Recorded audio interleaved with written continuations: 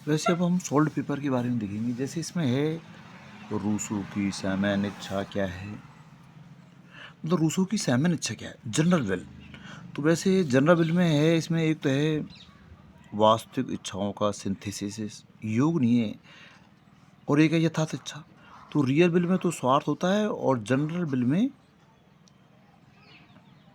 स्वहित या कल्याण की भावना होती है। पर इसमें वैसे इंग्लिश में आना चाहिए था टोटल, और इसमें सभी व्यक्तियों की इच्छाओं का योग आया। पर इसमें सबसे जो सही होगा वो होगा जो एक्चुअल जो विल है, एक्चुअल जो जो इच्छा है उनका योग है ये।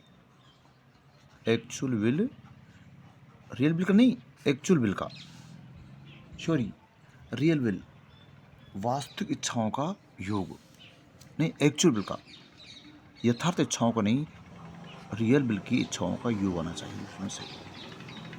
सद्गुण ही ज्ञान है, वर्ट्यू इज नॉलेज, ये किसमें दिया है, दी रिपब्लिक में। ये प्लेटो ने बार बार कहा है इस बात को कि भाई वर्ट्यू इज नॉलेज, नॉलेज इज वर्ट्यू। वो सद्गुण को ही ज्ञान मानता है, और वो कहता है भी जैसे वो दार्शनिक शास्त्रों की अवधारणाओं को स्पष्ट करता है कि दार्शनिक को ज्ञान से बढ़ेंगे कि वो अच्छा काम करेंगे। तो इस प्रकार की था। संविधान सभा के उपाध्यक्ष कौन थे, उपाध्यक्ष H.C. मुखर्जी, मुखर्जी। आनुपातिक प्रतिनिधि प्रणाली को हेयर प्रणाली भी कहा जाता है। हेयर प्रणाली मीन्स मतलब आनुपातिक में किस अनुपात में बोर्ड बोर्ड बनाया, तो इसके दो नाम हैं। तो ये एक इलेक्ट्रिक प्रोसेस है जिसमें वो हेयर प्रणाली भी उसको कहा जाता है।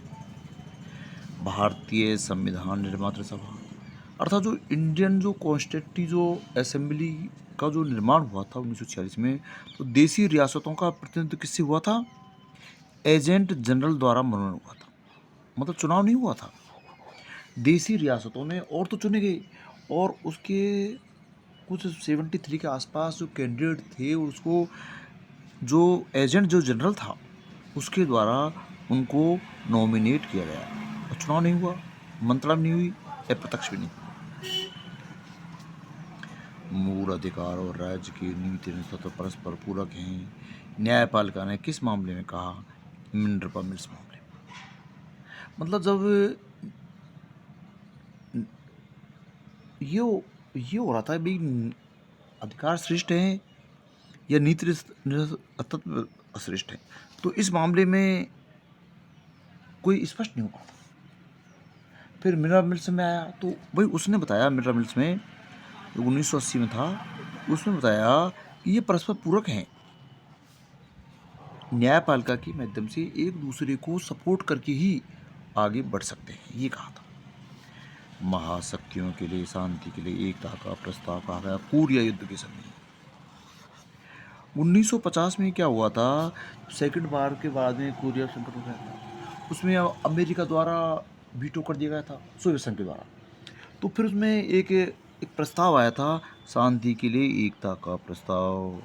उस प्रस्ताव में ये था कि भाई यदि सुरक्षा परिषद किसी कारणों से कोई काम नहीं कर रही है, तो उसमें सभी राष्ट्र मतलब महासभा को भी कार्रवाई की अधिकार मिल जाएगा, और सैनिक भी भेज सकेंगे। अर्थात ये ओवरलैपिंग था सुरक्षा परिषद की पावर का।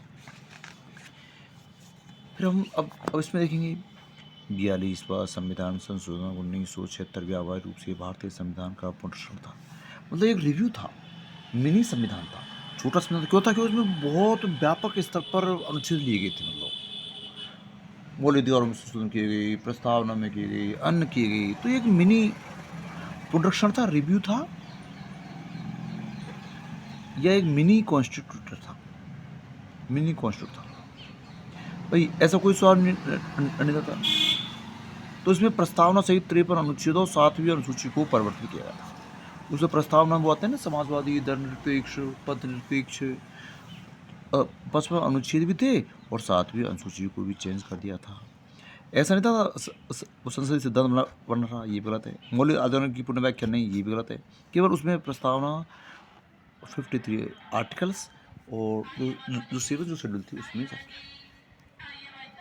जॉन लॉक के अनुसार कौन सा प्राकृतिक है, वो जीवन स्वतंत्रता संपत्ति का बताता है। तो इसमें कौन सा है, जीवन स्वतंत्रता संपत्ति, तीनों है इसमें। कैबिनेट गवर्नमेंट इन इंग्लैंड नामक पुस्तक के लेखक कौन है? Jennings. Cabinet government in England, ये जो पुस्तक लिखी वो जेनिंग्स के द्वारा लिखी है, जेनिंग्स। और ये किसने कहा था? भारत और पाकिस्तान दोस्त ये पड़ोसी है, कुलदीप नैयर। कुलदीप नैयर कहता है एक राजनीतिक विशिष्ट थे, वैसे भाई इंदिरा गांधी का आडवाणी ने कहा, ये नहीं कहा, मैं कुलदीप नैयर कहता है एक पॉलिटिकल एनालिसिस थे। और कुलदीप नैयर ने कहा था कि भारत पाकिस्तान दुरुस्त पड़ोसी है, पड़ोसी तो हैं पर दुरुस्त हैं, डिस्टेंस वाले। क्यों? क्योंकि उनमें कोई ऐसा कोई संबंध, कोई सामाजिक सांस्कृतिक आर्थिक संबंध नहीं है। आदर्शवादी विचार कौन सा है? जैसे बेंथम तो क्या था? उपयुक्तवादी था। जीएस मिल संशोधन किया। स्पेंसर ये कहता है भाई सर्वाइव, जीवित वो रहेगा जो डार्विनवाद का सिद्धांत था। तो कांटी एक ऐसा था जो आदर्शवादी था, जो नैतिकता मूल्यों इसको राज्य में सबसे महत्वपूर्ण योगदान देता था। भारत द्वारा व्यापक परीक्षण प्रतिबंध संधि पर हस्ताक्षर नहीं करने का कारण क्या है? ये संधि भेदपूर्ण है। सीटीबीटी क्या भेदभावपूर्ण है? मतलब ये जो कुछ लोगों के पास में तो है, उनके पास में रहेगी और उनके पास में नहीं होगी, तो इसलिए भेदभावपूर्ण संधि है, इसलिए भारत ने हस्ताक्षर नहीं किए। ऐसा नहीं है भारत ने ऐसा नहीं कहा, भारत ने कहा ये भेदभावपूर्ण है, ये भेदभाव मिटना चाहिए। 10वीं सूची में 42वां संविधान संशोधन 1985 द्वारा बदला गया।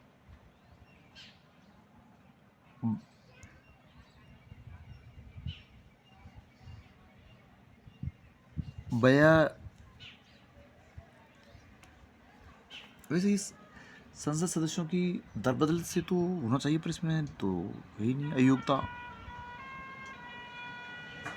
एक बार इसको देख लेते हैं दोबारा, तो इस प्रकार से हम लोग देख लेते हैं।